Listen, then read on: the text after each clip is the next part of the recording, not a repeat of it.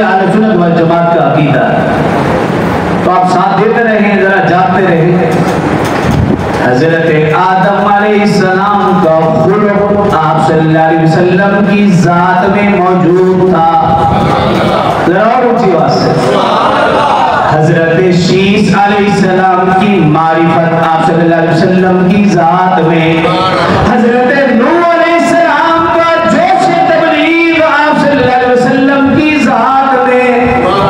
حضرت ابراہیم علیہ السلام کا بلبلہ توحید آپ صلی اللہ علیہ وسلم کی ذات میں،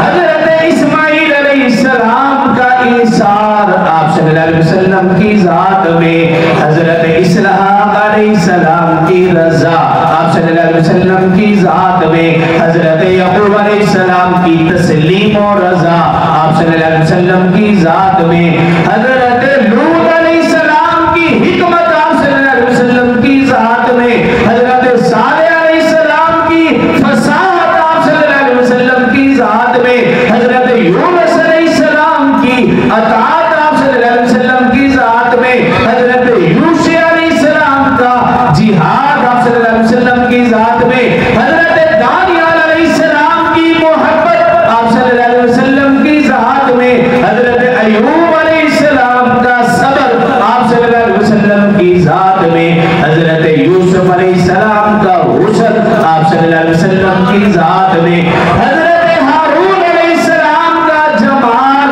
آپ صلی اللہ علیہ وسلم کی ذات میں، حضرت موسیٰ کا جلال آپ صلی اللہ علیہ وسلم کی ذات میں، حضرت یحییٰ کی پاک دامنی آپ صلی اللہ علیہ وسلم کی ذات میں، حضرت عیسیٰ کا زہد و تقوی آپ صلی اللہ علیہ وسلم کی ذات میں، حضرت مولانا قاسم نانوتوی رحمت اللہ تعالی علیہ، انبیاء کرام علیہ السلام، ان کے اوصاف لکھنے کے بعد یہ شعر لکھتے ہیں، جہاں کے سارے کمالات